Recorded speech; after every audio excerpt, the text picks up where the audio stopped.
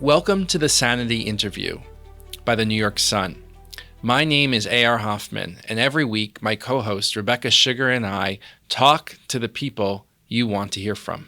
One of those is Mike Doran. We're so excited to have you here today, Mike. Michael Doran is a senior fellow and director of the Middle East Center at the Hudson Institute. In the administration of President George W. Bush, he served as the senior director in the National Security Council responsible for the Middle East and North Africa. He has taught at Princeton, NYU, and the University of Central Florida, and publishes articles frequently. His last book, Ike's Gamble, was published by Free Press in 2016. He received a BA from Stanford and a PhD from Princeton. I also want to recommend, you didn't put this in your bio, but I love your Israel update with Gadi Taub. Thank you.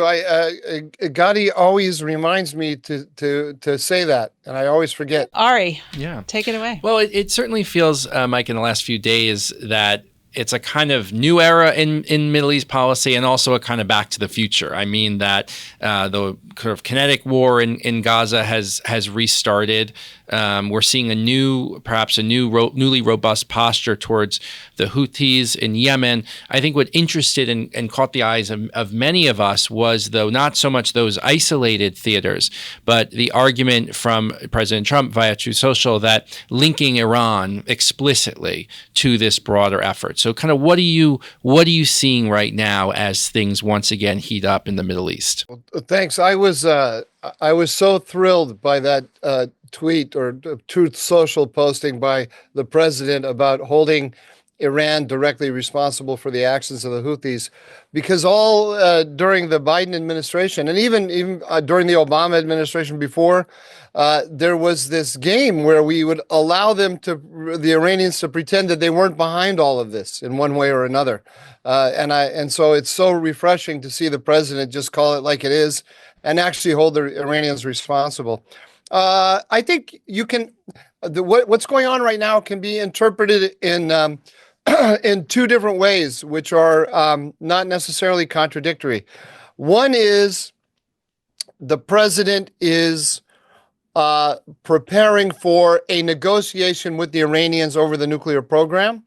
The Houthis are the last proxy of the Iranians that came out of the war with Israel totally intact. Hamas has been capabilities have been severely weakened. So have Hezbollah's, not to the same degree, but Hezbollah has been hollowed out. The militias in Syria and Iraq were never that big of a threat anyway, but they're chastened somewhat. But the Houthis are still going strong. They have this geographic position that allows them to threaten global shipping, and that makes them really hard for the Israelis, or for us for that matter, to severely weaken them. So the Houthis are still there, and they can potentially play a role if Israel or the United States, or Israel and the United States together, were to attack Iran's nuclear weapons program. They could carry out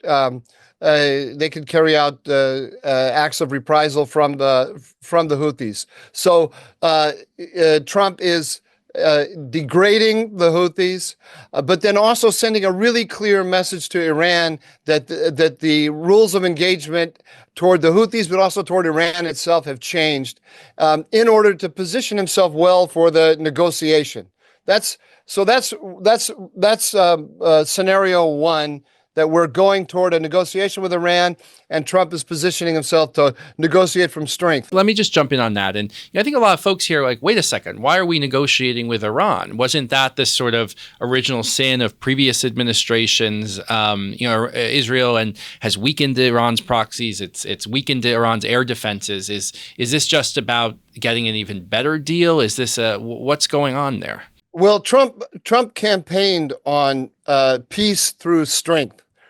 And so he wants to go down in history as a peacemaker. He'd like to cut a deal between Hamas and Israel. He'd like to cut a deal between Armenia and Azerbaijan, and he'd like to cut a deal with Iran if possible. But so I think he's always going to lead with the peace element. but there's the strength element as well. And he's trying to say that, if you don't cut a deal that's acceptable to me, then I will not shrink from using force, either a lot of economic sanctions or, if necessary, military force. But I think he always wants to lead with the negotiation. But that leads me to scenario 2, which is you could also say that you could also interpret what's going on now as the war to destroy Iran's nuclear weapons program has already begun. That this is going to be a gradual process, and step 1 is you degrade all of the proxies so that they can't carry out any reprisals. And as I say, these two things are not mutually exclusive. You have military operations are not just to have an impact on the enemy. They're designed to give the leadership. American military operations are designed to give the American leadership options, and so the American military now is positioning itself so that it can offer Donald Trump better options with regard to degrading Iran's nuclear weapon. To Ari's question, the JCPOA looms large in the minds of many of us. What would be meaningfully different about Trump's deal if he were able to come to one? And do you think that he really will be able to negotiate a deal with them, or are we headed towards military action? If we can go by Mike Waltz, the National Security Advisor's statement last weekend, he basically described something like the deal that the George W. Bush administration did with Muammar Gaddafi. You give up everything, and once we certify that, then we can then we have a deal. So no enrichment, no weaponization, and no ballistic missiles as well. So very hard to imagine that Iran would ever take that deal. So then the question becomes, is this just a tough opening position of the Americans, or are they, and they're willing to take something less? And if so, what? But they have to negotiate in order to come to that. We have to see the outcome of the negotiation to see to see what's offered. I can't predict exactly where it's going to go. I would guess. If you put a gun to my head and I have to give a prediction, I would guess that Iran will try to string this along, because this is their modus operandi. They'll string this along as they can in order to rebuild their defenses as best they can, and hope that something else happens to distract Trump in the meantime. We're not talking about are we talking about American military forces taking some action, or are we talking about the Israelis taking action and the Americans allowing them to take that action? Well, we don't know. We don't know that either. The Israelis would much prefer it to be a joint U.S.-Israeli operation. They need the U.S. has capabilities that the Israelis don't have. Some electronic warfare capabilities, also the 30,000-pound bombs that can penetrate Natanz and Fordo have to be carried by B-52s. The Americans have that, and the Americans just have many more capabilities. And Iran's nuclear weapons program is dispersed among many sites. So if Israel and the United States did it together, they would have, the Israelis together with the Americans would have the quantity and the quality of weaponry they need to do a very complete job in a relatively short period of time. The Israelis also need the Americans for defense. Iran is going to respond to any attack by sending salvos of ballistic missiles against Israel, like they did in the past.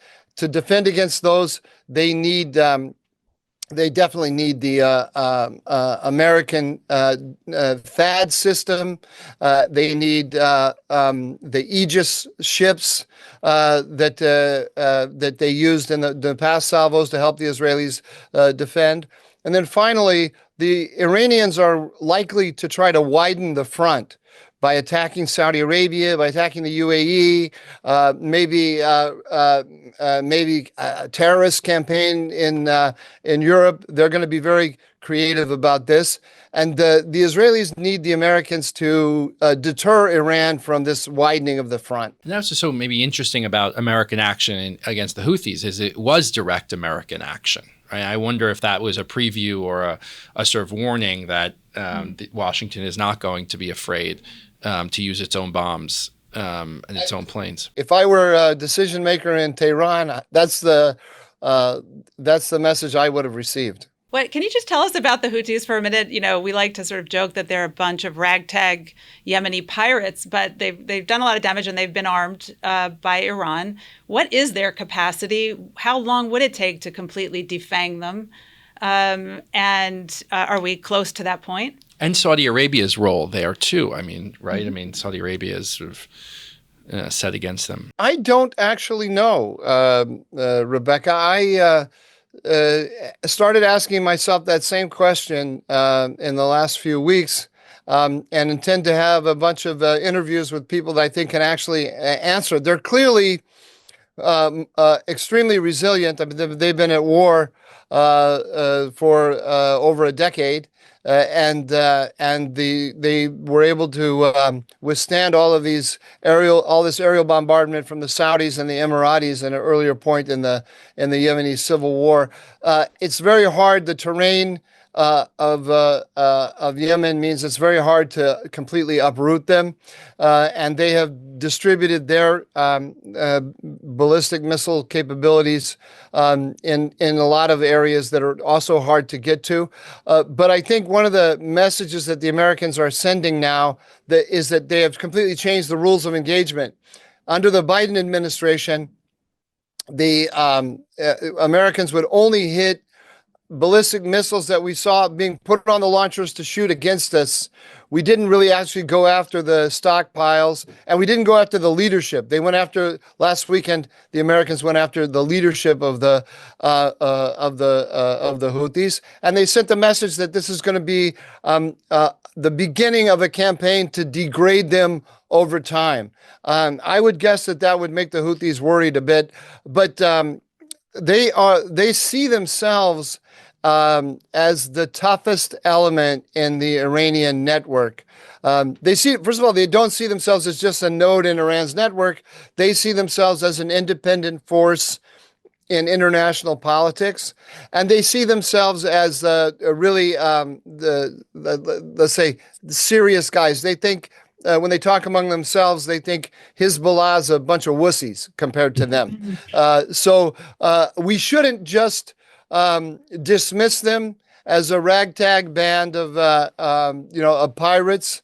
I think that's wrong. They are a serious movement with an identity that has to be taken seriously. But I find it hard to believe that if the United States put its mind to it, it couldn't destroy them. Let me ask you, Mike, to shift a little bit to Gaza. What are Israel's goals at this point? How has the moment shifted in terms of both the hostage element, in terms of the military aims of striking in Gaza? So what's going on that field of battle? So you've got 59 hostages in Gaza. 24 of whom are supposed to be alive. And the Prime Minister, Netanyahu, he's under a lot of domestic pressure to bring all of them home, but especially the 24 who are still alive. If you look at it from Hamas's point of view, Hamas sees this as these 24 as the only card that they have to play, really, that can prevent Hamas from being completely destroyed. So Steve Witkoff, the president's special envoy, he's trying to get a hostage for ceasefire deal. The Houthis, the Hamas is not really going for it because they want guarantees that they will remain in power. The Israelis aren't going to give them those guarantees, and they're afraid that if they go down this route and don't get better concessions from the Israelis, then it will be the end of them. So Israel has now escalated the war in order to put pressure on them to release the hostages. All of the what happens as we go forward really depends on Hamas and how it's going to calculate its chances, and that's a very hard thing to predict. There's a significant or maybe meaningful percentage of people in the sort of social media sphere who are not anti-Israel and not anti-Semites, but who challenge the idea that America, the U.S., should be involved in maybe not even just the Israel-Gaza Hamas war, but more broadly, any action against Iran for fear of what it would lead to, and who ask the question that I want you to answer and articulate for everybody: what is the American national interest in degrading Iran and its proxies in the region that doesn't have to do with just defending our ally Israel? Not that that's a meaningless goal, but if you excise that, what would you answer to those people? Oh, I think that Israel is doing our work for us. I think that the United States is in a global contest with China and members of an alignment against a Chinese-led alignment against the American-led world order. They're pretty clear about this in all their statements. The Chinese are clear about it, and so are their allies, and that's Russia, Iran, and North Korea. And so each one of those powers is trying to weaken the American order in its immediate neighborhood: Russia in Europe, Iran in the Middle East, China in East Asia. So this contest between Israel and Iran is not really a contest between Israel and Iran. It's a contest between Iran and the United States. So the people you're talking about, Rebecca, the way they see it is that Israel is dragging the United States into a needless conflict, and they either believe one of two things or both. They believe that there's a deal to be had with Iran that we can't access because Israel is acting as a kind of a catapult throwing us into conflict with Iran, or they believe that the Middle East just doesn't matter. So Iran can get a nuclear weapon. What do we care? We don't need the oil of the Middle East, and our real concern should be in East Asia. So if I start with the last argument first, that's like saying, we're going to play chess against our opponent, but we're not going to play in one quadrant of the board. It's very clear if you look at the relationship between China, among China, Russia, and Iran. They're all cooperating with each other. Russia is now supplying the Houthis, for example, with targeting with the targeting information. The missiles and drones in the Russian arsenal, the drones it's using in Ukraine and missiles it has in its arsenals are coming from Iran. So we know the North Koreans are now fighting in Ukraine.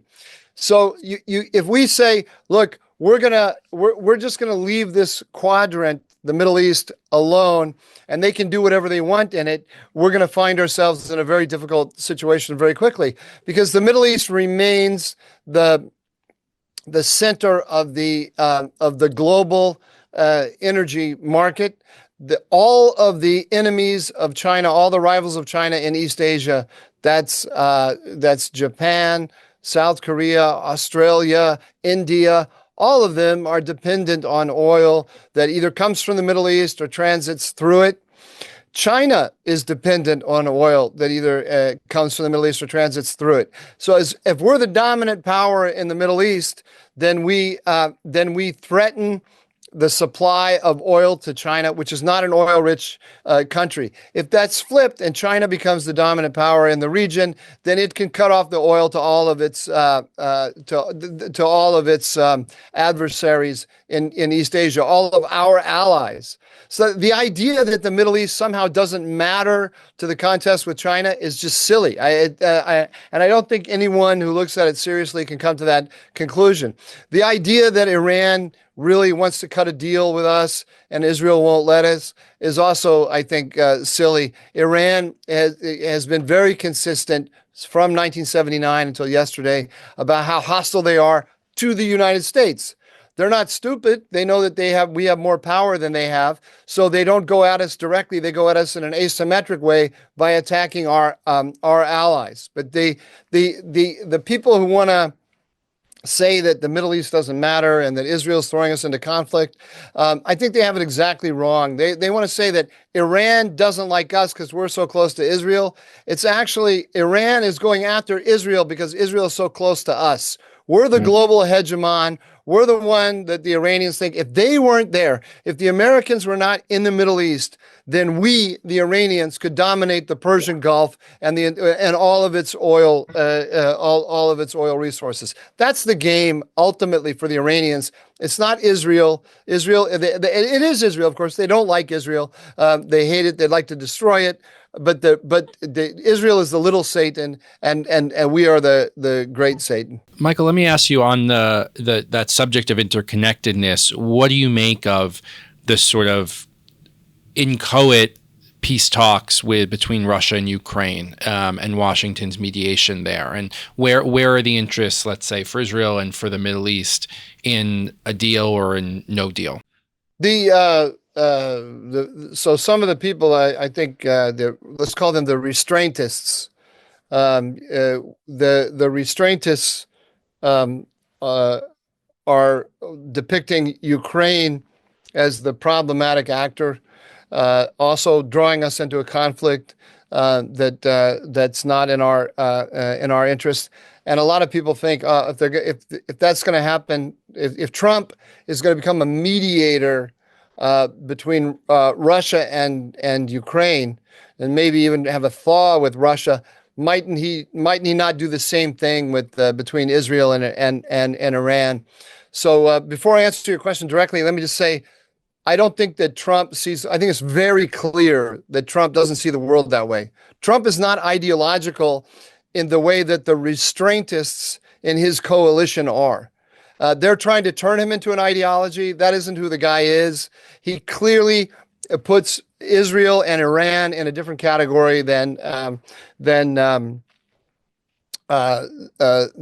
Ukraine and Russia. With respect to the talks that are going on there, we got to see how it all unfolds. So far, Putin is playing footsie with Trump, but he hasn't actually accepted Trump's. The deal that Trump has put on the table. I know for a fact that Khamenei called up Putin and said to Putin, "Look, I came to your aid when you were really down in Ukraine, and I delivered these drones and missiles to you. I'm in a difficult situation now. Israel has destroyed my air defenses. You have to come help me rebuild my air defenses." And Putin flatly said, "No, I won't do that." And this I have it on very good authority. This is a fact. This is not. This isn't me reading the tea leaves. So that's very interesting, and I see that in part as a response by Putin to the movement of Trump and his direction. He doesn't want to in Ukraine. He doesn't want to do anything to derail that for the moment. But all of this, and that's a rather beneficial aspect of the process so far in the Middle East. But I don't want to build too much on any of it. Because I don't really know where the Ukraine-Russian negotiations are going to end up. I also don't know how if this Russian offer to mediate between Iran and the United States is going to go anywhere either. So I'm just kind of watching it to see how it unfolds. Okay, let's jump to another part of the map, Syria. And this is where it gets good because you talk about Turkey and its potential role there, and everybody gets angry at you, or not everybody, but a lot of people. And people that otherwise usually agree with me, they get upset. Right. Well, that's the fun part of I the always think conversation. that everyone should have one thing that people who agree with them usually disagree with them. Yeah, at least one. But so this is yours. And so the Assad regime is gone. The Alawites are being killed in I don't know, meaningful numbers, I guess, on the coast. And there are lots of different minority groups across Syria. This isn't one, homogenous group of people. And so the question is Jolani going to take the reins and take control of the country? What is Syria? And you have some thoughts about Turkey and its potential role in reframing what Syria is. So would you talk about that a little? Yeah, sure. This is a huge topic, but I'll just give you a couple of points that we can discuss if you're interested. One is that a lot of Israelis and pro-Israelis changed their frame of reference the day after Assad, almost on the day that Assad fell. And I haven't changed my frame of reference, my strategic frame of reference. To me, the strategic enemy in the Middle East is Iran. Everything else pales in comparison. The number one priority of American foreign policy today, and I think also of Israeli foreign policy, is to destroy Iran's nuclear weapons program. Once that threat is eliminated, and I think we have an historic window to eliminate it. Once it is eliminated, then everything else in the region gets a lot easier. The threat from Lebanon is reduced to Israel is reduced significantly. The Gaza problem becomes easier. The Houthi problem becomes easier. Everything becomes easier. So the last weekend, a regime, or weekend before last, and just before on the Thursday, former regime elements in Syria launched a rebellion against Shara. And Shara responded by calling for a jihad against them. These are former regime elements that were localized on the Syrian coast in Latakia and Tartus. He called Alawites, the Alawite heartland there, and he called for a jihad.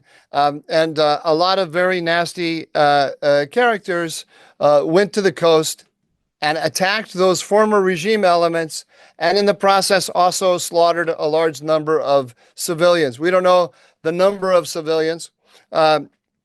Maybe 1,500, maybe double that, but a large number. And we saw videos of it. It was gut-wrenching. It was ugly. It was extremely disgusting.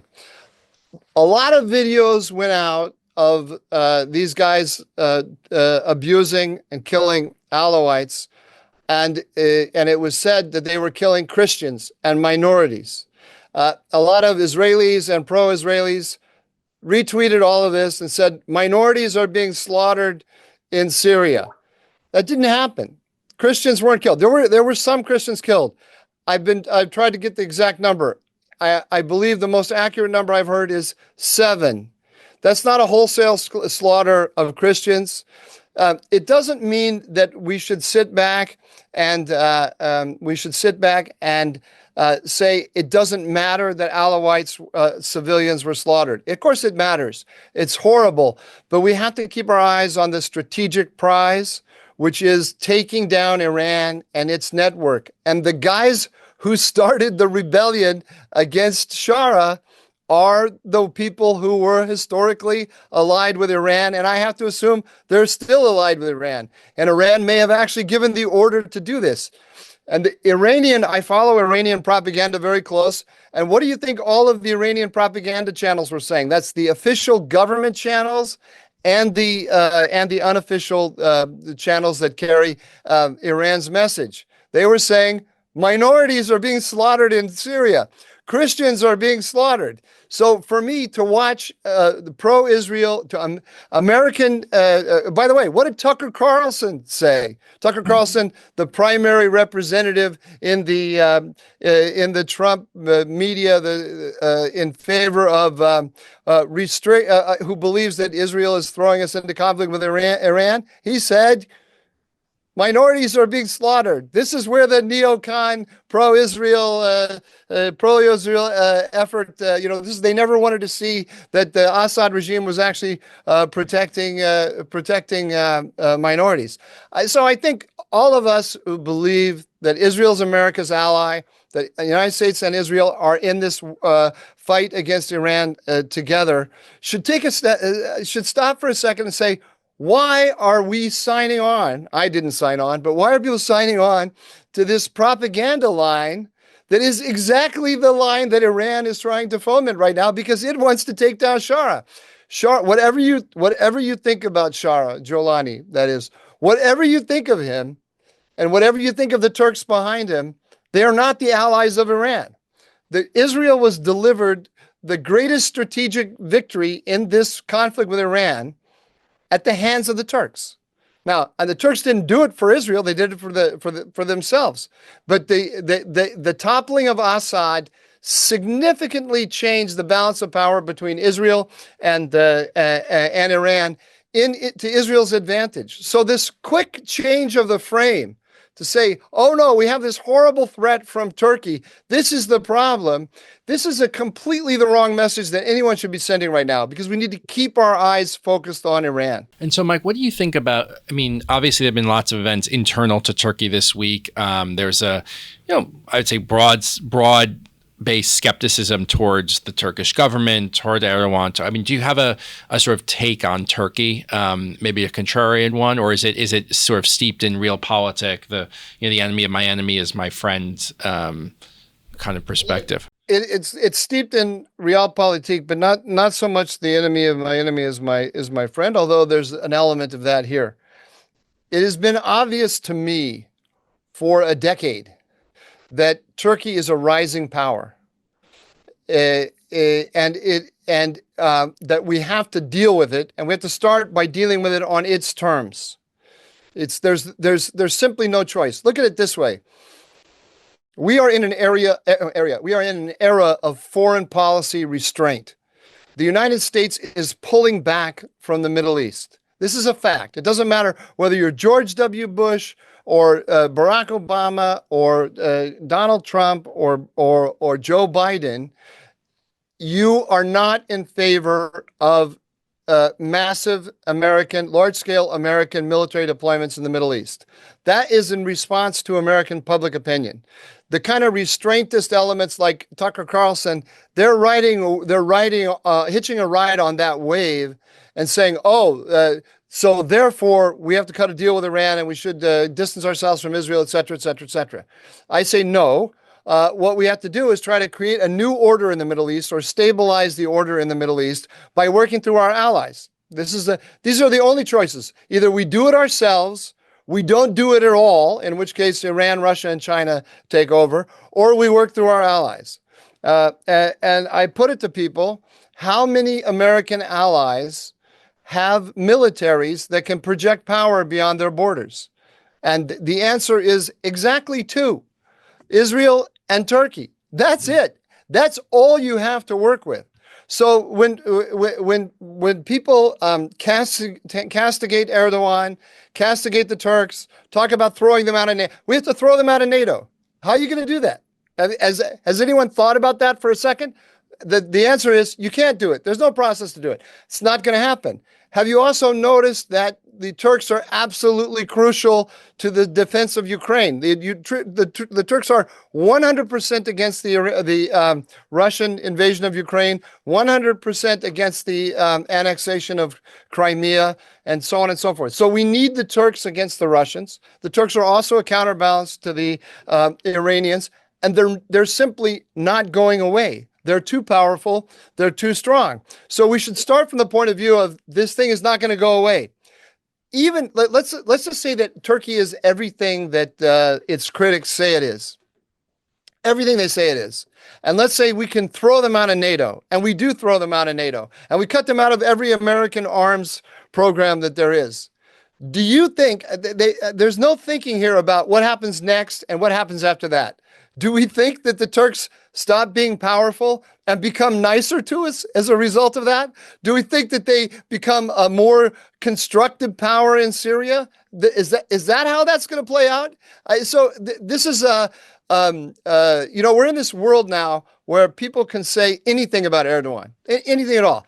Erdogan tortures and dismembers little children in his basement. And I say, that's not true. And then people say, why does he like Erdogan so much? Right? This is the world we're in. So this whole thing about the Alawites, I said to people, Christians are not being killed. This is not true. And they say, why does he like Erdogan so much? It's like, my question for them is, where does all this criticism lead? What's the order in the Middle East that you're trying to get to? And how do you think that your proposed solutions right now are going to get us there? Well, and I've heard you speak about turning Syria, in effect, into a buffer zone, right, between Turkey and Israel. And can you just talk about that vision for Syria and who's the we who are going to be turning it into a buffer zone and managing that? Yeah, well, so that's another thing I always do when talking to the Israelis and the pro-Israelis, because they say, we have to do this and we have to do that. And so I say, who's the we? So we have to support the Kurds, which means the PKK that the United States is building up on Turkey's border and destroying relations with the Turks in the process. Who's going to do that? Are the Israelis going to do that? No. So it's a call for the United States to do that.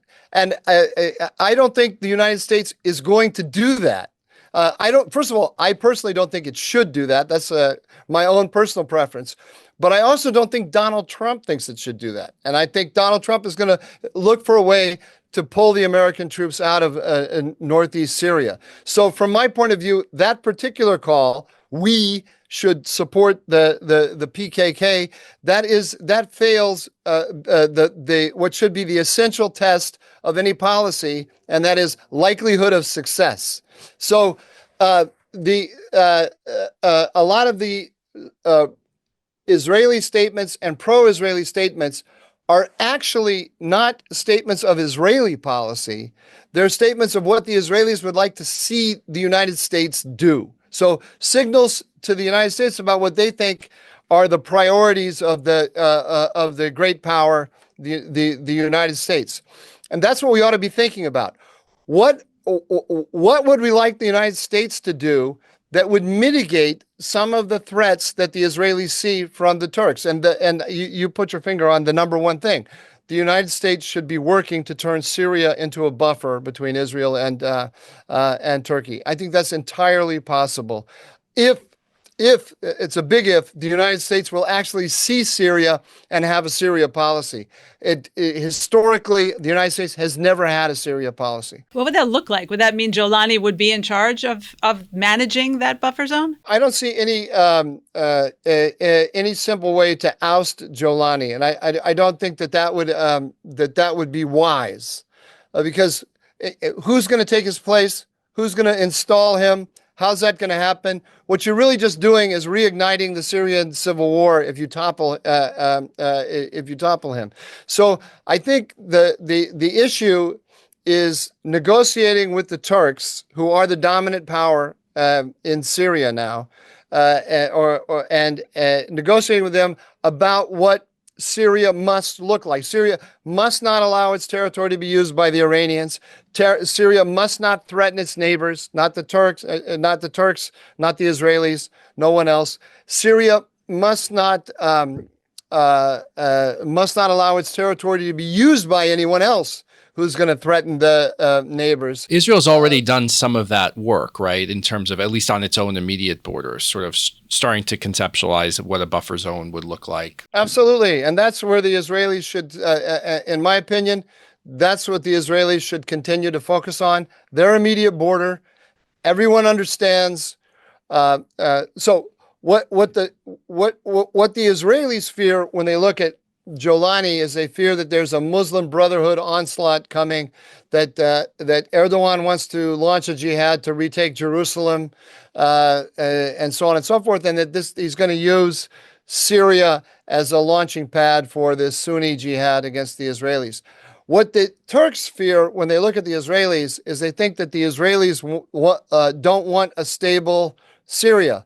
They want a Syria that is completely disrupted so that they can play in any part of it that they want, and one that is a problem for the Turks all of the time. It seems to me that a deft American policy could move in between the two of them and reassure both of them that that is not what's going to happen. The Turks have their interest on their border so that the PKK is not threatening them. The Israelis have their interest on their border so that nobody's threatening them. Nobody's threatening to kill the Druze who are right across the border from them. I think there's a place here for a deal, and we should go for the deal. And if there's not a deal, well, then we can reconsider what we have to do. But let's go for the deal first, instead of going for a continuation of the Syrian civil war, which could lead in all kinds of bad directions for everybody. Michael Doran, thank you so much for joining us. It was such a pleasure.